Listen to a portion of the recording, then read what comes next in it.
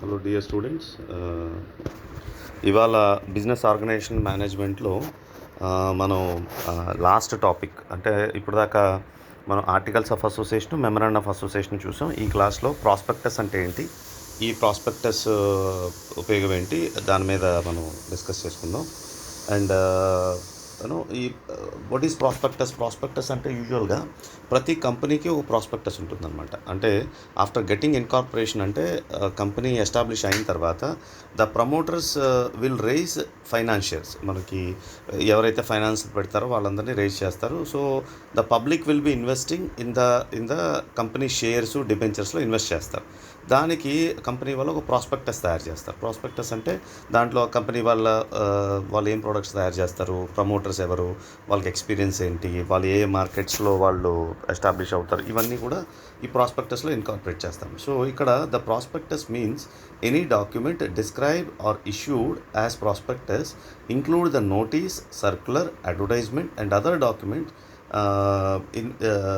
inviting the deposits from the public or inviting the offers from the public for the subscription or purchase of any shares or debentures of a body corporate. So ఒక company యొక్క సంబంధించిన అన్ని వివరాలు ఆ ప్రాస్పెక్టస్లో ఉంటాయి.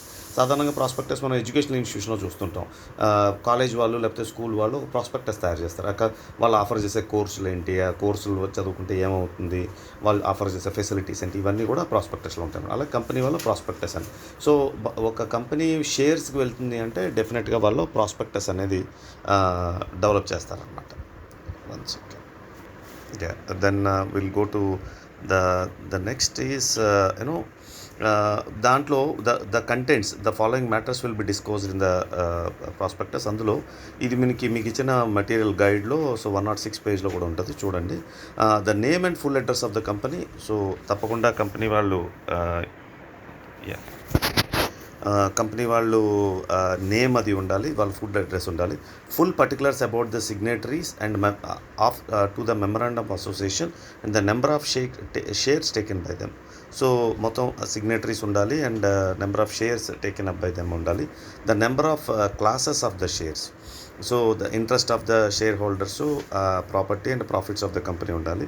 Name and addresses and occupations of the members of the board of directors or proposed directors. So name, address, occupations, members ఉండాలి, అలాగే directors ఉండాలి. So minimum subscription fixed by the promoters. So ఎంత సబ్స్క్రిప్షన్ మినిమం, ఒక 1000, 10,000, 1,00,000 అలా ఉంటాయన్నమాట. So minimum subscription fixed by the promoters and taking into account of all the financial requirements at the beginning. అసలు actually మనకి ఎంత fund కావాలి public నుంచి, అంటే మనం ఎంత పెడుతున్నాం, పబ్లిక్ నుంచి ఎంత కావాలి అనేది కూడా మనం క్లియర్గా తెలుసుకోవాల్సి వస్తుంది అనమాట. If the company acquires any property from the vendors then the full particulars to be given. ఆ ఫుల్ పర్టికులర్స్ అయితే ఇవ్వాలి. అలాగే full addresses of the underwriters and options of the directors of the underwriters have sufficient resources to meet their obligations. So వాళ్ళ obligations meet అవ్వడానికి underwriting ఎంత చేయాలి, so అంటే minimum మనకి ఎంత కావాలి. అలాగే the time of opening of the subscription list, ఎప్పుడు సబ్స్క్రిప్షన్ స్టార్ట్ చేస్తాం, ఎప్పుడు క్లోజ్ చేస్తాం. The nature and extent of the interest of every promoter in the promotion of the company. So ఎవరెవరు ప్రమోటర్స్ ఎలాంటి రోల్స్లో ఉంటారు. అలాగే amount payable at the application, allotment and call. అంటే ఇక్కడ 3 విభాగాలు. అప్లికేషన్ కాస్ట్ ఒకటి ఉంటుంది అండ్ అలాగే అప్లికేషన్ కాస్ట్ ఒకటి ఉంటుంది, అలాట్మెంట్ కాస్ట్ ఉంటుంది, అలాగే ఫైనల్గా ఫస్ట్ కాల్, సెకండ్ కాల్ అని ఉంటాయన్నమాట. సో అలాంటి వాటిలో ఎంతెంత పే చేయాలి. Particulars of the preferential treatment given to the person. So అందులో మనకి ఈక్విటీ షేర్స్, ప్రిఫరెన్షియల్ షేర్స్ అని ఉంటాయి. సో వాటి డివిజన్ ఎలాగా. అలాగే particulars about the reserves and surpluses, అంటే మనకి ఆ కంపెనీకి ఉన్న నిల్వలేంటి, ఆ కంపెనీకి ఉన్న ఆస్తులేంటి, ఇవి కూడా మనం ఆ ప్రాస్పెక్టస్లో పొందుపరచాలి. అలాగే amount of the preliminary expenses. So అసలు ముందు ఈ కంపెనీ పెట్టడానికి ఎంత ఖర్చు అయింది అసలు వాళ్ళు. అలాగే ఆడిటర్, ఎవరైతే ఈ ఆడిటర్, మనం ఎన్నైనా చెప్పచ్చు, ఒక ఆడిటర్ పర్టికులర్గా ఆడిట్ చేస్తేనే అది అథెంటిక్ అనమాట. అలాగే particulars regarding the voting rights in the meeting of the company. So ఆ కంపెనీ యొక్క ఓటింగ్ రైట్స్ ఏంటి, అలా పర్టికులర్స్ ఓటింగ్ రైట్స్. తర్వాత report by the auditors regarding the profits and losses of the company. ఇవి కూడా దాంట్లో ఉంటాయన్నమాట. రైట్. సో ఇది మనకి అబౌట్ ద ప్రాస్పెక్టస్. ఇది మీకు ఒక షార్ట్ ఆన్సర్స్లో కానీ ఒక ఎస్ఏలో కూడా రావచ్చు. What is prospectus, what all the features. So మనం ఈ 16 డాక్యుమెంట్స్ కొన్ని గుర్తుపెట్టుకోవాలి. అంటే టు సమ్అప్ ఏంటంటే కంపెనీ యొక్క అడ్రస్సు, ప్రమోటర్సు, వాళ్ళ ఎక్స్పీరియన్సు, ఎన్ని షేర్స్ ఇవ్వాలి, వాళ్ళ ఫైనాన్షియల్ పొజిషను, వాళ్ళ ఆడిటర్స్ ఎవరు, వాళ్ళ ఆడిట్ స్టేట్మెంట్స్ ఏంటి, తర్వాత వాళ్ళ కంపెనీ నేమ్, ఫుల్ అడ్రస్, ఇలా జనరిక్గా మనకు 10-15 గుర్తుకొచ్చేస్తాయి. 10 గుర్తుకొస్తే దాని తర్వాత ఒక 5 అయితే మనం మెమరైజ్ చేసుకోవాలన్నమాట. ఓకే. తర్వాత నెక్స్ట్ ఇంపార్టెంట్ క్వశ్చన్ ఏంటంటే ఇది షార్ట్లో కూడా రావచ్చు, లాంగ్లో కూడా రావచ్చు. Difference between the memorandum of association అంటే MOA and articles of association అంటే ఏఓఏ. దాని డిఫరెన్స్ ఏంటి? దాని స్కోప్లో ఏంటంటే ఈ memorandum of association is a sort of constitution of the company. అంటే వాళ్ళు ఎలాగ కంపెనీని నడిపించాలన్న దాని మీద కాన్స్టిట్యూషన్ ఉంటుంది. అలాగే ఆర్టికల్స్ అనేది బైలాస్ అనమాట. అంటే డే టు డే వర్కింగ్ ఎలా నడవాలనేది ఆర్టికల్స్ ఆఫ్ అసోసియేషన్. నెసెసిటీ ఏంటంటే మెమరాండం ఆఫ్ అసోసియేషన్ ఈ కంపెనీ రిజిస్ట్రేషన్కి మస్ట్ ఉండాలి. అలాగే ఆర్టికల్స్ ఆఫ్ అసోసియేషను ఆ షెడ్యూల్ చేసుకోండి. సో ప్రైవేట్ కంపెనీస్, వాటికి లిమిటెడ్ కంపెనీస్, వీటికి ఆర్టికల్స్ మస్ట్గా ఉండాలి. ప్రొవిజన్స్ ఏంటంటే memorandum of association cannot contain anything contrary to the companies act. అంటే కంపెనీస్ యాక్ట్ ఇప్పుడు ప్రస్తుతం మనకి 2013 కంపెనీస్ యాక్ట్ ఇన్ ఫోర్స్ ఉంది. అది వాళ్ళు ఎలా ఉంటే అలా మనం నడిపించాల్సిన అవసరం ఉంది.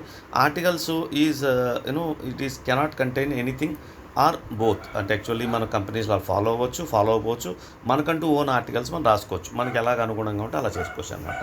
అలాగే limitation, company cannot do anything beyond the scope, కానీ articles can be done beyond the scope. So articles of memorandum of association వాళ్ళకు ఒక పర్టికులర్ స్కోప్ ఉంటుంది, దాంట్లోనే ఆపరేట్ చేయాలి. ఆర్టికల్స్ ఆఫ్ అసోసియేషన్ వాళ్ళకి ఎలా అనుగుణంగా ఉంటే అలా చేసుకోవచ్చు అనమాట. అయితే దీని రిలేషను ఏంటంటే మెమరాండం ఆఫ్ అసోసియేషన్లో it regulates the relationship between company and the members of the public.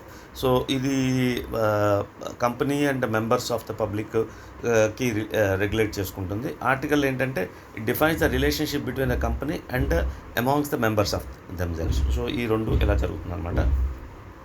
And alteration ఏంటంటే memorandum can be altered only on special circumstances and involves in many formalities. So ఈ మెమరాండము special సర్కమ్స్టాన్సెస్లోనే operate చేయగలగాలి.